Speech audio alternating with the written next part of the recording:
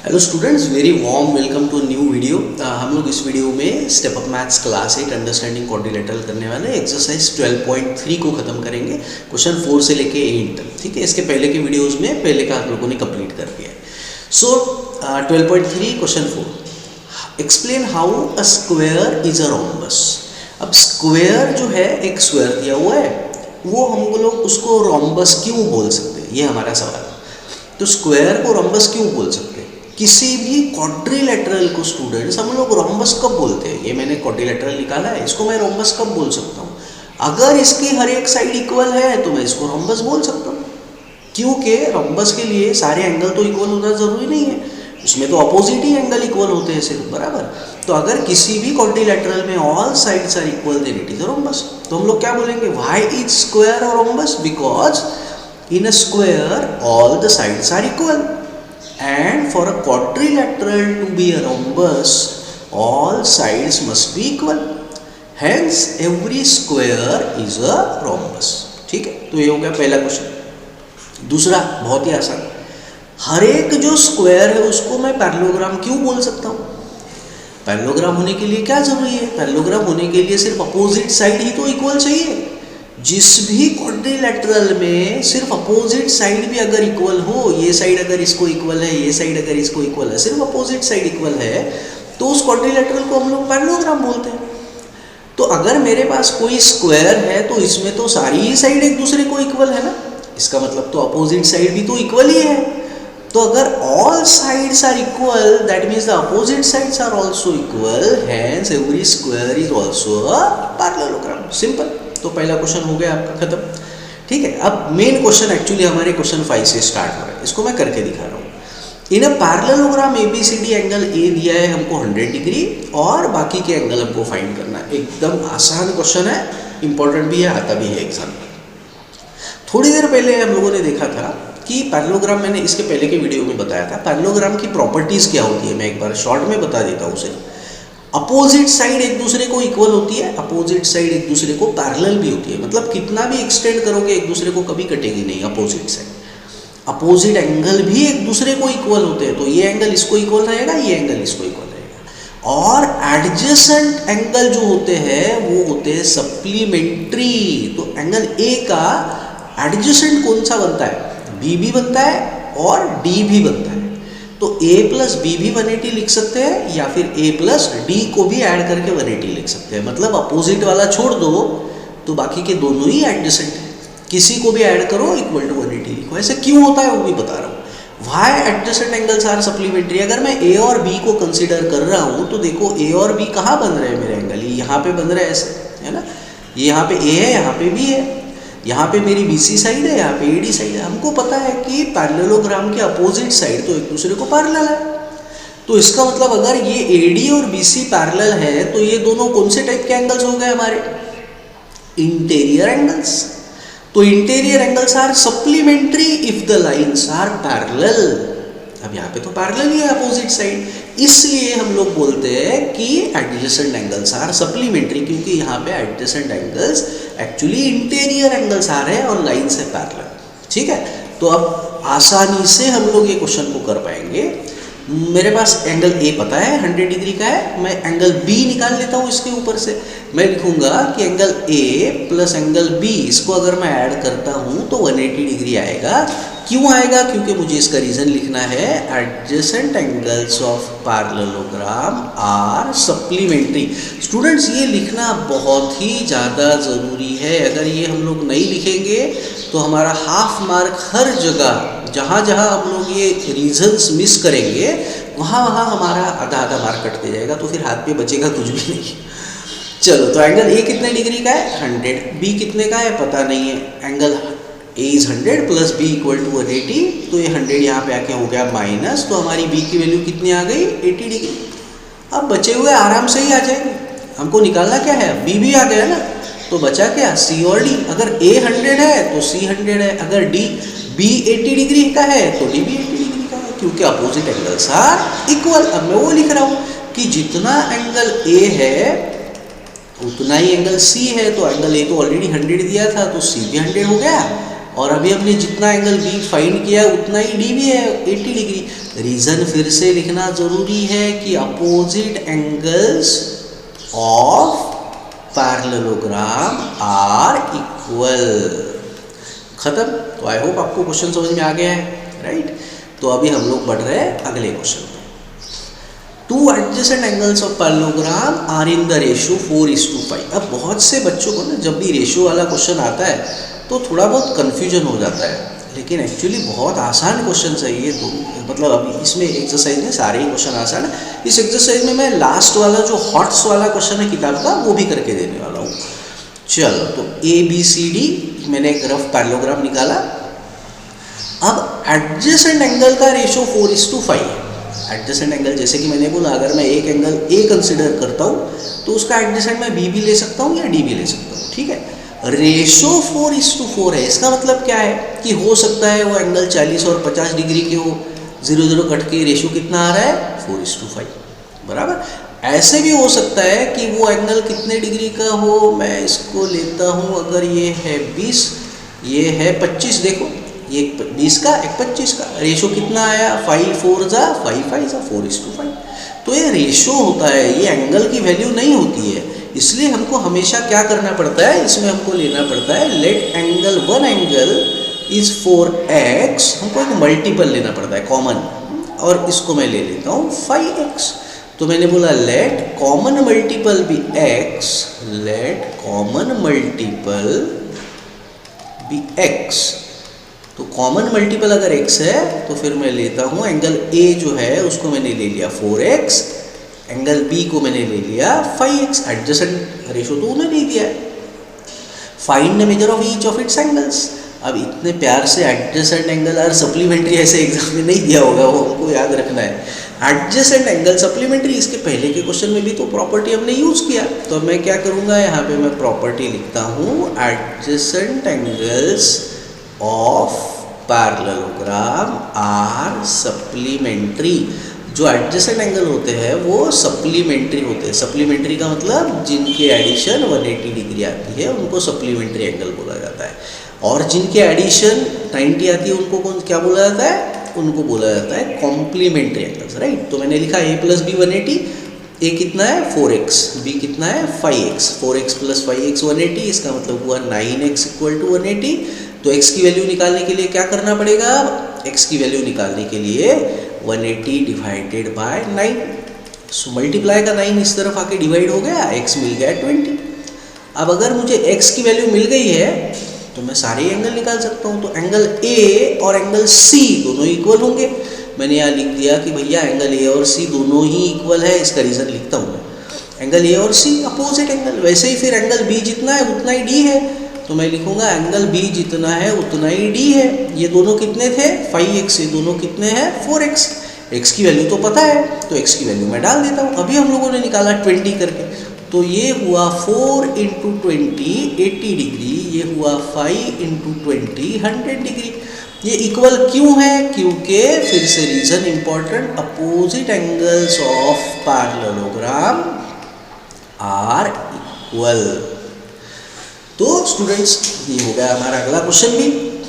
अब हम लोग इसके आगे के क्वेश्चन पे जाते हैं। Two adjacent angles of parallelogram are, फिर से उसी टाइप का क्वेश्चन, थोड़ा सा अलग दिया हुआ है। इसमें हम लोग को एंगल्स रेशो के जगह वैल्यूज दे दिया है in the form of x। मैं फिर से उसी तरीके से कर रहा हूँ। क्वेश्चन को मैंने लिया let this be the parallelogram, adjacent angle दिया है तो मैंने लिया, मान लो कि ये जो एंगल है मेरा ये है 3x - 4, इसका एडजेसेंट फिर से मैं b ले रहा हूँ, मैं d भी ले सकता हूँ। तो वो कितना दिया है हमको 3x + 16। चलो, तो अब मैं फिर से प्रॉपर्टी लिख रहा हूँ। हमारी प्रॉपर्टी क्या है, adjacent angles of parallelogram are supplementary. Adjacent angles of parallelogram are supplementary.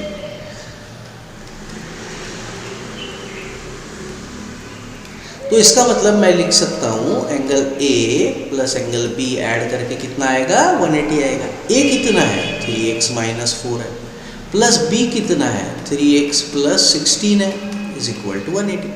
अब 3x में 3x को सॉल्व कर सकते हैं लाइक टर्म्स। दोनों का साइन सेम है, ये भी प्लस है ये भी प्लस है, सेम साइन है तो ऐड किया, जो दोनों का साइन है साइन दिया। -4 और 16, एक प्लस है एक माइनस है, तो साइन जब अलग होंगे तो सब्ट्रैक्ट करो, बड़ी संख्या का साइन दो, 16 बड़ा है उसका साइन दे दिया, इज इक्वल टू 180। अब गलती से इसको 18x नहीं करना है ऐड करके, है ना, अनलाइक टर्म है तो 12 को 180 की तरफ ले जाना पड़ेगा, जो प्लस है वो दूसरे तरफ जाके होता है माइनस, तो ये होगा 180 माइनस 12, 6x वैसे ही रहा, तो कितना आएगा ये 168 इक्वल टू 6x। अब 6 और x के बीच में तो मल्टीप्लाई है, तो मल्टीप्लाई वाली संख्या जब दूसरे तरफ जाएगी तो हो जाएगी डिवाइड, तो x is equal to 168 divided by 6। अब मैं इसको 6 से डिवाइड करता हूँ, तो 6 2 12, 4 6 8 48, x मिल गया। अगर x मिल गया है तो सारे एंगल मिल जाएंगे, find the value of x and hence find the measure of the two angles, तो a और b की वैल्यू हमको निकालना है। तो अब तो क्वेश्चन आसान हो गया। एंगल a हमारा कितना है, एंगल a है 3x माइनस 4, x की वैल्यू हमने फाइंड कर लिया, उसको मैं हाईलाइट कर लेता हूँ, हमेशा याद रखिए हमारे आंसर्स को हाईलाइट करिए। सो 3 मल्टीप्लाइड बाय x मतलब 28 माइनस 4, तो अब मैं इसको इंटू करता हूँ, इसका मल्टीप्लिकेशन आया होता 84, नहीं गलत हो गया, yes yes yes yes, minus 28 multiplied by 3, yes 84 minus 4, तो ये आ गया 80 डिग्री, और बचा एंगल B। एंगल B कितना है 3x प्लस 16, ओके। सो 3 इंटू 28 प्लस 16, अभी 3 इंटू 28 हमने कर लिया था, कितना आता है 84, 84 में 16 में ऐड कर देता हूँ, तो ये कितना आया 100 डिग्री। तो मिल गए हमको, दोनों एंगल फाइंड करने थे, दोनों एंगल मिल गए। अच्छा, ये जो मैं क्वेश्चंस इसमें करके दे रहा हूँ, ये आपको PDF फॉर्म में या तो आप स्क्रीनशॉट लेके लिख सकते हो, या फिर आपको ये पूरा PDF फॉर्म में मिल जाएगा। मैथ गुरु नाम का जो हमारा क्लास का ऐप है, उसका लिंक मैं, फ्री ऐप है, उसका लिंक मैं अपने वीडियो के डिस्क्रिप्शन बॉक्स में डाल रहा हूँ, आपको डाउनलोड कर लीजिए, वहाँ पे फ्री स्टडी मटेरियल में जाइए, वहाँ पे आपको ये PDF फॉर्म में मिल जाएगा। उस पर लिखा रहेगा एक्सरसाइज 12.3 क्वेश्चन 4 to 8, या फिर लास्ट में जो भी क्वेश्चन का नंबर है, ठीक है, तो वहाँ से डाउनलोड करा सकते हैं। ओके, तो स्टूडेंट्स अगले क्वेश्चन पे जा रहे हैं। अब इससे आसान क्वेश्चन 8th स्टैंडर्ड में तो मैंने आज तक नहीं देखा। In a quadrilateral measure of 3 angles is given, find the measure of the remaining angle. Quadrilateral के 3 एंगल दिया है, चौथा फाइंड करना है। ये एंगल दे दिया मान लो 76, ये एंगल दे दिया मान लो 64, और ये एंगल दे दिया है मान लो 108। चौथा फाइंड करना है। मैंने बोला let the fourth angle be x। Let, diagram निकालना जरूरी नहीं है, मैंने समझने के लिए ऐसे ही निकाला हुआ है rough diagram. Let the fourth angle be x। तो क्वाड्रिलेटरल में सारे एंगल को ऐड करके कितना आता है हमको पता है, sum of all angles of quadrilateral is 360 degree. तो इसका मतलब एक एंगल मेरा 64 का, दूसरा एंगल मेरा 76 का, तीसरा एंगल मेरा 108 का, चौथा मैंने लिया है x, सबको ऐड करके कितना आना चाहिए 360। तो अब मैं इसमें से जो 3 एंगल है इनको मैं ऐड कर रहा हूँ, कितना आता है देखता हूँ। 248 आया, तो 248 प्लस x इक्वल टू 360। अब ये 248 इस तरफ जाएगा तो प्लस का हो जाएगा माइनस, 360 माइनस 248। तो 360 में से इसको मैं अब माइनस कर देता हूँ, तो 360 में से 248 हुआ माइनस, तो आया मेरा answer x is equal to 112 degree. So answer लिखेंगे therefore fourth angle is 112 degree. आप लोग हमेशा याद रखो स्टूडेंट, जो फाइनल आंसर आता है, वर्ड प्रॉब्लम है तो आंसर को वर्ड्स में लिखना भूलना नहीं है, नहीं तो एग्जाम में मार्क कट जाएंगे आप। चलो, तो हम लोग बढ़ रहे हैं अभी क्वेश्चन नंबर 9 पे। 8 क्वेश्चन हमारा हो गया। क्वेश्चन नंबर 9 में 3 क्वेश्चन है, सब में ऐसा ही है। क्या फ़र्क है, 3 एंगल दिया है 80, 100, 100, चौथा एंगल 16x दिया हुआ है, वो फाइंड करना है। बस सेम वही प्रॉपर्टी हम लोग निकाल रहे हैं। हमको find the values of unknown variable, x की वैल्यू निकालना है हर एक क्वेश्चन। चलो, तो sum of all angles of quadrilateral is 360 degree. अब मैं इसमें वैल्यूज पुट कर रहा हूँ। एक एंगल हमारा 80 है, दो एंगल हमारे 100 डिग्री के हैं, चौथा एंगल हमारा 16x का है इज इक्वल टू 360। ये हुआ मेरा 100 100 200 280 है ना। So 280 plus 16x is equal to 360। अगले स्टेप में 280 मैं इस तरफ ले जाता हूँ, 360 में से 280 माइनस कर दिया तो मेरा आंसर आया 80। So x equal to 80 divided by 16, तो मेरा आंसर आ गया 80 डिवाइडेड बाय 16 मतलब x इक्वल टू 5। बस क्वेश्चन इतना ही है, हमको वेरिएबल की ही वैल्यू फाइंड करने को बोला है, बाकी और कुछ नहीं करना है। तो क्वेश्चन खत्म हो गया अपना। अगला क्वेश्चन फिर से वही प्रॉपर्टी हमको लिखना है कि sum of all angles of quadrilateral is 360 degree.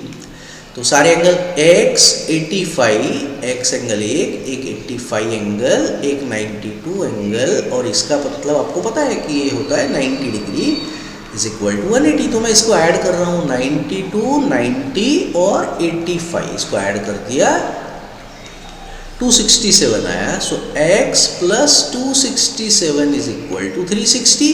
मैंने गलती से यहाँ इक्वल टू 180 लिख दिया है, इज इक्वल टू 360। अब ये यहाँ पे आके होगा माइनस, तो मेरा आंसर क्या आएगा, 360 में से 267 गए तो मेरा आंसर आएगा 93 डिग्री। तो आ गया x की वैल्यू हमारी। बहुत आसान क्वेश्चन। चलो इसमें से ही लास्ट क्वेश्चन इसी में से है, तो क्वेश्चन 9 का ही आखिरी का क्वेश्चन। इसमें दो वैल्यू निकालना है, x भी निकालना है, y भी। बहुत आसान क्वेश्चन है, कुछ फर्क नहीं है। देखो पहले ये एक ट्रायंगल कंसिडर करो, इस ट्रायंगल में देखो दो वैल्यू हमको दिया है 90 डिग्री 40 डिग्री, और हमको ये y फाइंड करना है। देखिए y की वैल्यू हमको पता नहीं है। ट्रायंगल में sum of all angles of triangle तो 180 होता है, बराबर। तो फंडा यहाँ हम लोग लगाते हैं, sum of all angles of triangle is 180 degree. तो अभी हम लोग कौन सा ट्रायंगल कंसीडर कर रहे हैं उसका नाम लिख देते हैं, ट्रायंगल ABD हम लोग ट्रायंगल कंसीडर कर रहे हैं ABD। तो मैं लिख रहा हूँ कि एक एंगल 40 का है, एक एंगल 90 का है, एक y है, सारे ऐड करके आएगा 180। सो 40 प्लस 90 आ गया 130। सो 130 प्लस y 180, सो 130 यहाँ पे आके हुआ माइनस, तो मेरा आंसर कितना आया 50 डिग्री, y मिल गया। बिल्कुल सेम ये ट्रायंगल कंसीडर करते हैं, ट्रायंगल BDC इस ट्रायंगल में। सिमिलरली फिर से प्रॉपर्टी लिखने की जरूरत नहीं है। सिमिलरली इन ट्रायंगल BDC सारे एंगल मतलब एक हुआ 40, एक हुआ 70, एक हुआ x। So 40 plus 70 plus x equal to 180। 40 plus 70 मिला के कितना हुआ 110। 110 प्लस x इक्वल टू 180, 110 इस तरफ गया माइनस हुआ तो x की वैल्यू मिल गई 70। देखो तो क्वेश्चन दिखने में थोड़ा सा ऐसा लग रहा था, लेकिन एकदम आसान क्वेश्चन। आई होप आपको समझ में आ गया है। हम लोग बढ़ रहे हैं अभी अगले क्वेश्चन में। हमारा बहुत से क्वेश्चन खत्म हो गए, 9 क्वेश्चन हो गए, हम लोग पहुंच गए 10वें क्वेश्चन पे। The sum of two opposite angles of parallelogram is 130. Find the measure of each of its angle. तो जिसको प्रॉपर्टीज पता है वो ये क्वेश्चन तो ऐसे ही कर लेगा मन में कुछ किए बगैर, डायरेक्टली ही आंसर बता देगा। भैया अपोजिट एंगल की सम दिया है, ये दो एंगल को ऐड करके कितना आएगा वो दिया है, दोनों एंगल कितने के होंगे। Find the measure of each of its angles. तो हम लोग को एक्चुअली चारों ही एंगल निकालना है, दोनों ही निकालना है, चारों ही निकालना है, आसानी से निकालेंगे। अब हम लोग को दिया क्या है, sum of to opposite angles, बराबर। तो इसका मतलब a प्लस सी की वैल्यू दिया है 130, लेकिन हमको तो पता है कि अपोजिट एंगल्स तो इक्वल होते हैं। तो मैं प्रॉपर्टी लिख रहा हूँ, opposite angles of parallelogram are equal. तो इसका मतलब क्या हुआ कि जितना a है उतना ही c होगा। तो मैं बोलता हूँ लेट a और c दोनों की वैल्यू है x। तो फिर ये x और x दोनों मिला के 130 है, तो 2x मिला के 130 है, मतलब x कितना है 130 का आधा। सो x कितना आया 65। तो x मिल गया, x मिल गया, इसका मतलब हमको एंगल a और c दोनों ही मिल गए। तो एंगल a कितना है, इसका मतलब a और c दोनों x थे, तो दोनों की वैल्यू आ गई 65। बचे हुए भी निकाल लेते हैं b और d, जितना b रहेगा उतना ही d रहेगा। अभी थोड़ी देर पहले हमने जो क्वेश्चंस किए उसमें हमने प्रॉपर्टी यूज किया था कि जो एडजेसेंट एंगल्स होते हैं, adjacent angles of parallelogram are supplementary. तो मैं वो प्रॉपर्टी का यूज कर रहा हूँ, adjacent angles of parallelogram are supplementary, मतलब कि ऐड करके आएगा 180। तो इसका मतलब एंगल ए में अगर मैं एंगल बी को जोड़ता हूँ तो एडिशन कितनी आएगी 180। अब एंगल ए हमने अब भी निकाला है, कितना है 65। सो 65 प्लस बी इक्वल टू 180। 65 अगर इस तरफ जाएगा तो हमारी बी की वैल्यू कितनी आएगी, ये आएगा 115। अब बी अगर 115 है तो डी भी 115 ही है ना, अपोजिट एंगल्स आर इक्वल। तो हो गया, सारे एंगल मिल गए। फिर मैं लिखूंगा कि भैया जितना एंगल बी है उतना ही डी है, वो भी 115 हो गया। देखो चारों एंगल हमने निकाल लिए, उनको हमने बॉक्स भी बना लिया। इसका रीजन लिख दिया, क्यों बी और डी इक्वल है, क्योंकि opposite angles of parallelogram are equal. Students ये रीजंस लिखने को भूलना नहीं है, रीजंस हमारे लिए बहुत इंपॉर्टेंट है। रीजन नहीं लिखेंगे मार्क हमारे कटते जाएंगे हर बार, ठीक है। तो इसका ध्यान हमेशा रखना है हमको। अभी हम लोग बढ़ रहे हैं क्वेश्चन नंबर 11 पे। PQRS is a rhombus with PQ 10। ये देखो डायग्राम दिया हुआ है, रोम्बस है, PQ अगर 10 है तो इसका मतलब हर एक साइड 10 ही है, क्योंकि रोम्बस की तो ऑल साइड्स आर इक्वल, बराबर। विथ RQ 10 तो एक ही बात होगी, सारी साइड्स 10। डायगोनल एक दिया है PR, ये वाला बड़ा वाला डायगोनल जो दिख रहा है बड़ा, वो 12 दिया है, और QS निकालना है, मतलब दूसरा डायगोनल फाइंड करना है। ये सब कुछ अगर दे देंगे तो हम लोग दिमाग कब लगाएंगे भाई, ये दे दिया है कुछ तो इन्होंने, तो चलो एग्जाम में नहीं देंगे, हमको दिमाग लगाना पड़ेगा। ऑलराइट, सो क्या दिया है, एक डायगोनल दिया था PR, कितना दिया था 12। अब एक प्रॉपर्टी हमेशा डायगोनल रोम्बस की याद रखिए। रोम्बस की प्रॉपर्टी क्या है, मैं यहाँ पे रफ रोम्बस बना रहा हूँ, आपके समझने में थोड़ा आसानी जाएगी, जानबूझ के थोड़ा सा बड़ा डायग्राम निकाल रहा हूँ। तो रोम्बस में जो डायगोनल होते हैं, रोम्बस के डायगोनल हमेशा एक दूसरे को बाइसेक्ट करते हैं। बाइसेक्ट करने का क्या मतलब होता है, जहाँ दो रोम्बस एक दूसरे को कटेंगे वहाँ दो इक्वल पार्ट हो जाएंगे। मान लो AC जो है वो, मान लो फॉर एग्जांपल 40 सेंटीमीटर है, तो AMC 20 होगा, CM 20 होगा। अगर BD अगर 30 सेंटीमीटर का है तो ये ऊपर वाला 15 का होगा, नीचे वाला 15 का होगा। इसको बोलते हैं कि डायगोनल बाइसेक्ट ईच अदर। अच्छा, सिर्फ बाइसेक्ट नहीं करते, जहाँ बाइसेक्ट करते हैं M पॉइंट में ना, वो एंगल भी बनता है 90 डिग्री, तो ये एक दूसरे को परपेंडिकुलर भी है। इसका मतलब ये चारों ही जो एंगल बनते हैं वो राइट एंगल ट्रायंगल बनते हैं, चारों ही ट्रायंगल राइट एंगल ट्रायंगल बनते हैं। जहाँ कटेंगे एक दूसरे को बाइसेक्ट भी करेंगे और 90 डिग्री का एंगल भी बनाएंगे। तो वो फंडा हमको यहाँ पे यूज करना है और हम लोग फिर आराम से क्वेश्चन कर लेंगे। अब PR अगर उन्होंने 12 दिया हुआ है तो इसका मतलब PO और OR दोनों की वैल्यू हो जाएगी 6। एंगल भी होगा 90 का, हमने थोड़ी देर पहले देखा। तो कोई भी एक ट्रायंगल ले लेते हैं, पाइथागोरस थ्योरम लगा देते हैं, हमारा आंसर आ जाएगा। मैं थोड़ा सा एक बार फिर से इसमें कुछ वैल्यूज लिखता हूँ। PR हमको 12 दिया है तो ये 6 हो गया, ये 6 हो गया, ये हो गया 90 का। अब देखो ये ट्रायंगल अगर मैं कंसिडर करता हूँ QOR, तो इसमें हमको दो साइड दिया है, एक है OR, एक है QR और एक है OR। दो साइड पता है और राइट एंगल ट्रायंगल है, तो पाइथागोरस लगाएंगे तो तीसरी साइड मिल ही जाएगी, है ना। तो आसानी से आंसर हमारा आ जाएगा। सब उन्होंने दे दिया था, पाइथागोरस लगाओ वगैरह, क्यों देते पता नहीं। चलो, तो अब मैं सबसे पहले प्रॉपर्टी लगा रहा हूँ कि जो डायगोनल्स होते हैं वो एक दूसरे को बाइसेक्ट करते हैं। Diagonals of rhombus bisect each other. Bisect करना मतलब दो इक्वल पार्ट करना, लेकिन सिर्फ बाइसेक्ट नहीं करते, सिर्फ इक्वल पार्ट नहीं करते, एट राइट एंगल बाइसेक्ट करते हैं। 90 डिग्री मतलब जो एंगल बनते हैं ये चारों 90 डिग्री के रहते हैं।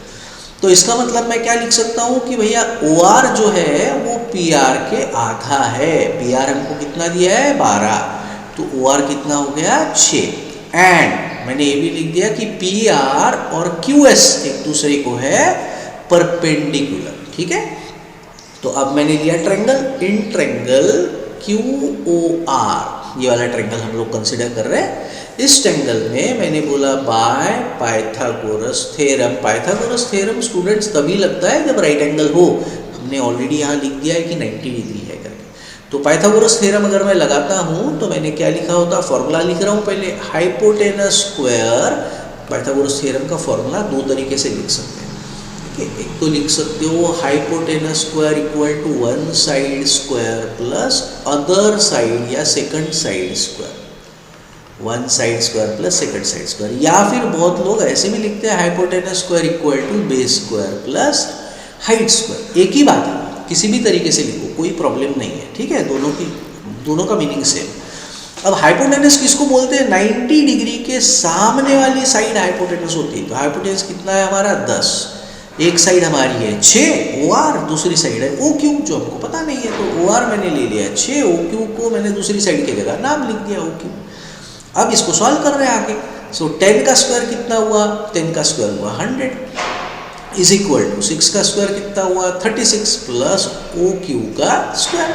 अब ये 36 इस तरफ आएगा, प्लस का हो जाएगा माइनस, माइनस करके 64 इक्वल टू OQ स्क्वायर। अब ये किसका स्क्वायर है, ये 8 का स्क्वायर। 8 का स्क्वायर मतलब OQ का स्क्वायर, तो स्क्वायर स्क्वायर कट गया। सो 8 इज इक्वल टू हमारा आया OQ, तो हमारी OQ मिल गया 8। अब OQ मतलब क्या मिला भैया हमको, देखो QS डायगोनल का एक हिस्सा OQ कितना है 8, तो दूसरा डायगोनल QS कितना होगा, ये 8 है तो इधर वाला भी 8 होगा, QS हो जाएगा 16, क्योंकि डायगोनल तो बाइसेक्ट करते हैं। तो इसलिए अब मैं लिख रहा हूँ therefore second diagonal QS is equal to second diagonal QS is equal to 8 into 2 16 centimetre. So students ये हो गया हमारा आंसर। कुछ डाउट अगर है तो आप मुझे कमेंट बॉक्स में जाके ज़रूर बताइए, मैं आपको एक्सप्लेन करने की कोशिश करूँगा। दूसरे भी कोई क्वेश्चन है आपको कहीं प्रॉब्लम आ रहा है मुझे बताइए।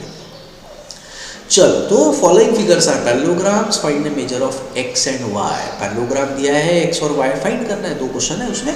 पहला क्वेश्चन करना है, बहुत ही ज़्यादा आसान क्वेश्चन है। लेंथ्स आर इन सेंटीमीटर बोला है, ठीक है। अगर कुछ नहीं देते तो हमको यूनिट लिखना होता है, ठीक है।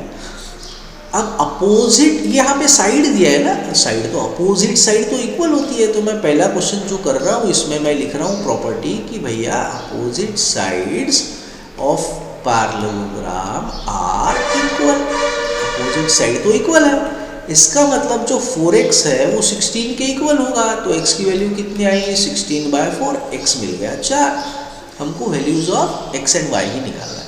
एंड वैसे ही 31 ये 4y माइनस 1 के हो जाएगा। सो 4y माइनस 1 इक्वल टू 31, बराबर ना, अपोजिट साइड इक्वल। माइनस 1 यहाँ पे जाके हो गया +1 तो 32, 4y मल्टीप्लाई का 4 इधर आके डिवाइड हुआ तो y मिल गया 8। हो गया क्वेश्चन खत्म स्टूडेंट्स ये वाला। अब दूसरा क्वेश्चन करते हैं। इसमें क्या दिया है, इसमें डायगोनल के टुकड़े दिया है। अभी थोड़ी देर पहले हमने रोम्बस के क्वेश्चन में ये फॉर्मूला एक लगाया था, फंडा लगाया था कि रोम्बस की जो डायगोनल है वो एक दूसरे को बाइसेक्ट करते हैं। तो वैसे ही पैरेललोग्राम के भी बाइसेक्ट करते हैं। फ़र्क क्या है, रोम्बस में जहाँ डायगोनल बाइसेक्ट करते हैं वहाँ पे हर एक एंगल जो बनता है वो 90 का बनता है, पैरेललोग्राम में एंगल 90 का नहीं बनता, इतना ही फर्क है। लेकिन इसमें भी डायगोनल बाइसेक्ट होते हैं।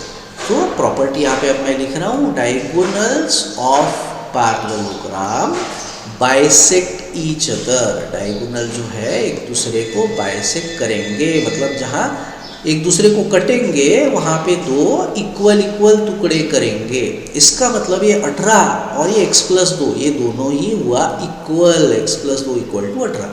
और वैसे ही 22 और y+5 दोनों हुआ equal, so y+5 equal to 22। आ गया अभी अपना आंसर, बराबर ना। +2 यहाँ पे आके हुआ माइनस और यहाँ पे +5 हुआ माइनस, तो आ गया x और y दोनों एकदम आसान क्वेश्चन। देखिए इससे आसान क्या रहेगा, नहीं। चलो, तो हम लोग बढ़ रहे हैं अगले क्वेश्चन में। अब हम लोग पहुँचे हैं इस वीडियो के और इस एक्सरसाइज के लास्ट क्वेश्चन पे। इसमें क्या करना है आपको, in the given figure ABCD AEFG are 2 parallelogram. तो बड़ा वाला बॉक्स भी पैरेललोग्राम है, छोटा वाला बॉक्स भी पैरेललोग्राम है। If the measure of angle C is 58, जो कि मार्क करके किया है, ये एंगल 58 है। Find the measure of all other angles of ABCD। ठीक है, ABCD बड़े वाले बॉक्स के सारे एंगल फाइंड करना है। बहुत ही ज़्यादा आसान क्वेश्चन है। तो क्या करो, ये अंदर वाले बॉक्स का कुछ काम ही नहीं है क्वेश्चन में, ठीक है। इसको भूल जाओ। कुछ काम नहीं है, या शायद या इन्होंने ये भी पूछने चाहिए थे कि भैया इसके भी निकालो करके, या तो फिर इसको देने की ज़रूरत ही नहीं थी, क्वेश्चन में कुछ काम नहीं है।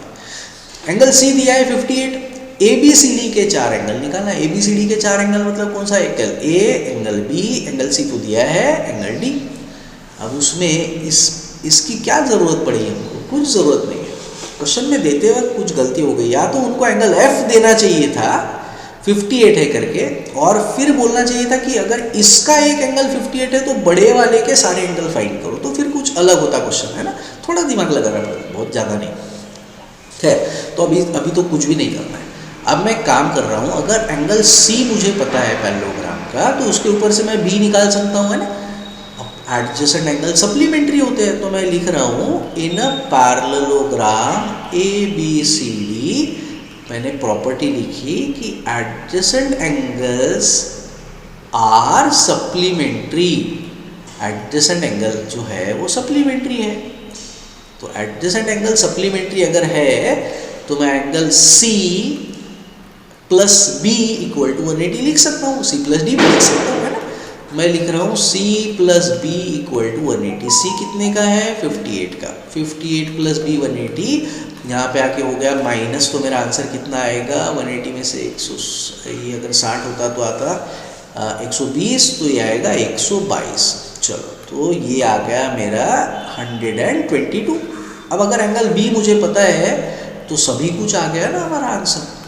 अब मैं बोलूँगा कि भैया जितना सी है उतना ही ए है, तो सी अगर 58 है तो ए भी 58 है, जितना बी है उतना ही डी है, तो डी भी 122। क्वेश्चन खत्म। सिर्फ रीज़न लिखना है कि भैया अपोजिट एंगल तो इक्वल होते हैं, opposite angles of parallelogram are equal, खत्म। तो इन्होंने क्वेश्चन जो बनाया है, कुछ बनाते हो तो लिखते हो, कुछ प्रिंटिंग मिस्टेक हो गई, नहीं तो इसको थोड़ा चेंज करके थोड़ा सा अलग बना सकते थे, क्योंकि ये अंदर वाले पैरेललोग्राम का कुछ काम ही नहीं पड़ा क्वेश्चन।